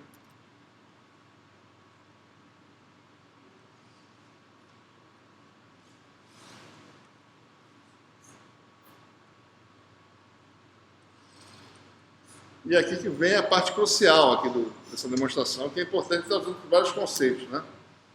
Ora, observe que eu estou pegando todas as correntes possíveis que estão produzindo efeito magnético, né? Então eu tenho um volume que limita todas as correntes, né? Então é integral nesse volume, tá? Então pega esse volume que tem todas as correntes, fora desse volume, J igual a zero, tá? Então só aqui dentro do volume eu peguei todas as correntes, eu tenho J diferente de zero, tá? Então, pelo teorema de Gauss, isso aqui é a superfície que limita o volume V, esse volume aqui, tá? Desse linha vai para o exterior, né? Agora vamos botar um vetor aqui, tá? Ou melhor, vamos fazer assim. A normal é N, né? Tá? E o elemento de área é dessa linha.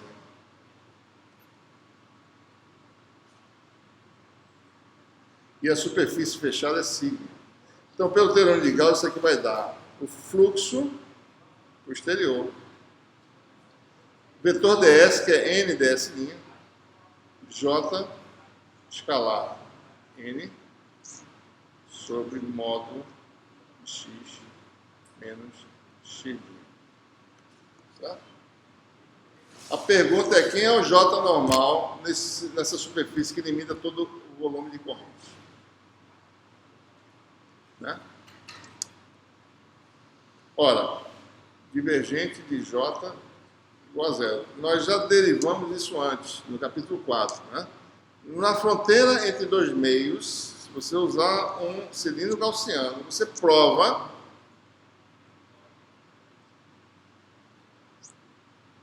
que J2 menos J1 escalar normal dá zero. Isso aqui é idêntico a divergente D igual a zero. O que eu provo? D2 menos D1 igual a S, né? Só que do lado direito é zero, não tem nada. Então é J2 normal menos J1 normal igual a zero. J normal é contínuo, certo? Então, se J do lado de fora dá zero, quem é o J normal na superfície? J2 menos J1, J2 normal igual a J1 normal. J2 normal é zero, isso aqui dá zero. Tá? Conclusão, divergente de A igual a zero, como a gente falou antes. Né? Então, isso por quê? Porque tem vários conceitos por trás para chegar nessa conclusão. Né? E é esse termo dá zero. Daí falta agora saber quem é Laplaciano de A. O que eu quero fazer? Rotacional de B que dá isso aqui, né? Rotacional de B agora dá menos Laplaciano de A. Isso aqui é super fácil, tá? Super fácil. Vamos ver. Bom, quem é Laplaciano de A, né? Sabendo que A é dado por essa expressão.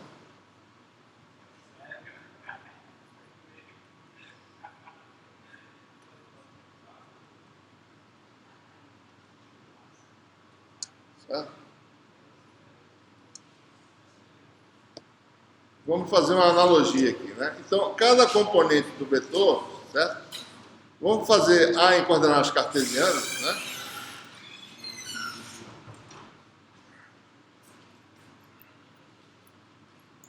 E somando de x até z, x, y, z vai dar aí, né? Então, se eu decomponho J em cartesiana e A em cartesiana, a iésima componente, x, y, z, vai dar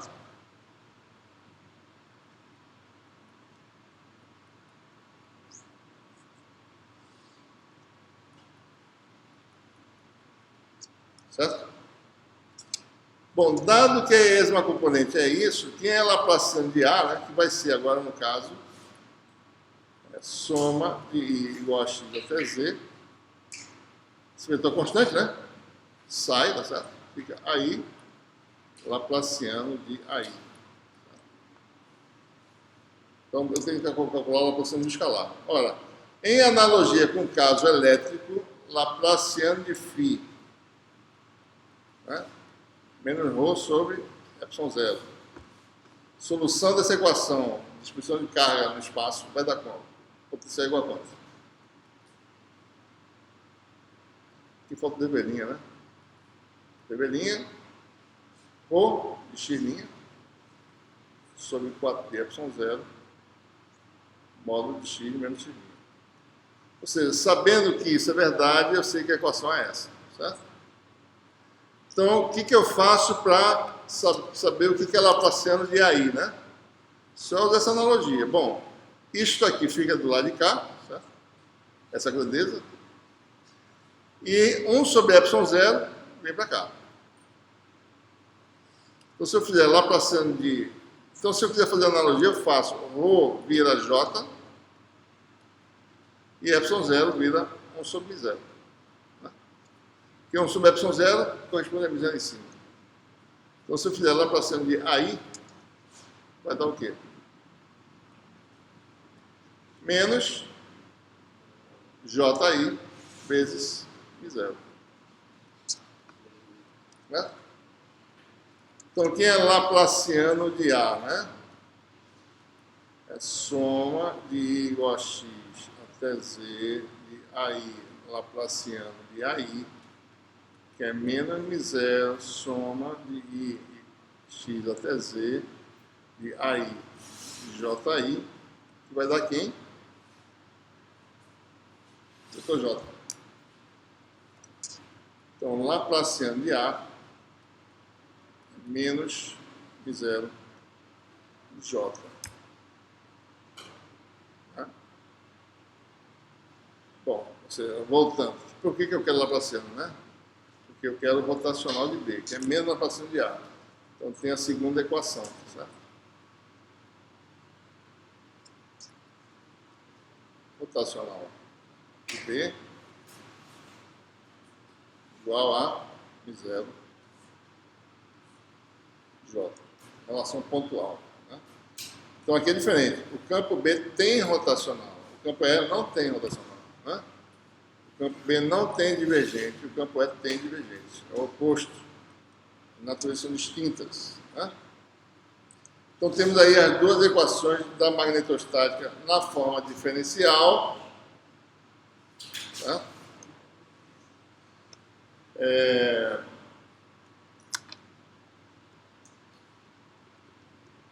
E essas equações permitem deduzir as correspondentes formas integrais. Né? Certo? Então, vou botar aqui a forma diferencial.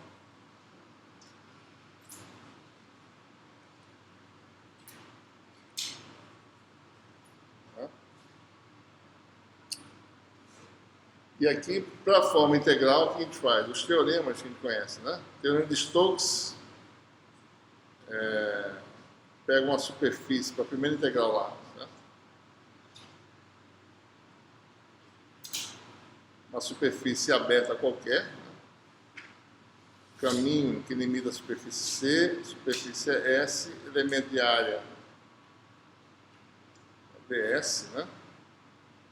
Então, eu multiplico ambos os membros escalarmente pelo vetor de área e integro na superfície aberta Então eu vou ter aí integral na superfície aberta, ds, produto escalar com rotacional,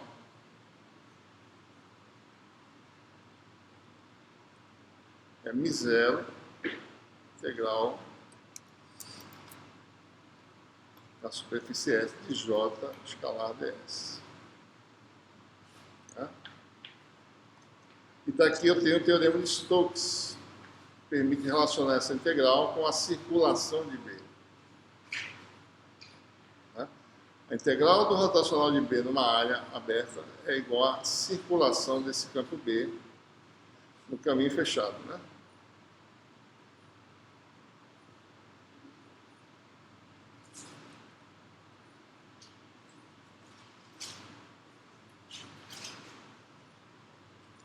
Certo?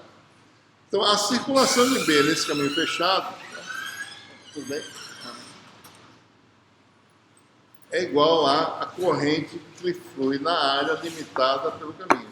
Tá? Então, é a corrente o quê? Envolvida, né?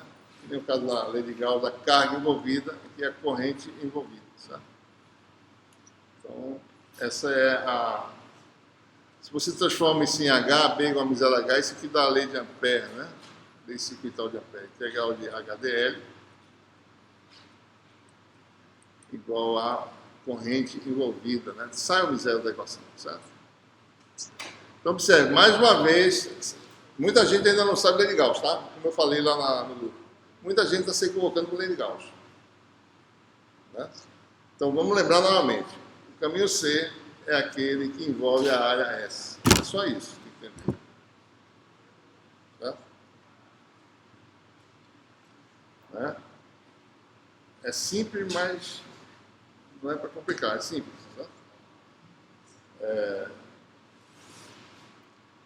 eu só complementar aqui, né? Se você tem aqui um fio, tá certo? Seção transversal não nula, tá? Flui uma corrente I. Se eu pego um caminho fora, certo? Eu vejo, bom, qual é a circulação de H aqui fora? Ou de B, tá? Se o caminho daqui fora não tem corrente passando aqui dentro, o integral de HDL dá zero. Né? Ou de BDL, certo? Se eu pego parte desse fio, a minha área é essa área todinha aqui. Certo? Essa é a área de integração. Mas quando eu for integrar, vai dar um resultado não nulo nessa região, certo? Vai dar uma corrente, um pedaço da corrente total, e vai dar zero aqui a integral. Então tem parte que vai dar zero. Né? Então a integral nessa área vai ser integral na área que tem corrente, que dá não nulo, mais a integral na área que não tem corrente, que dá zero. Então vai dar um valor, digamos, né? A circulação de HDL dá menor que I, né? Digamos assim. Né? Se eu pego um caminho externo, envolvo toda a seção transversal, a minha área de integração é toda a área, S, certo? O caminho é C. O resultado dá zero nessa região anular aqui fora, que dá não nulo dentro. Então vai dar I no caso.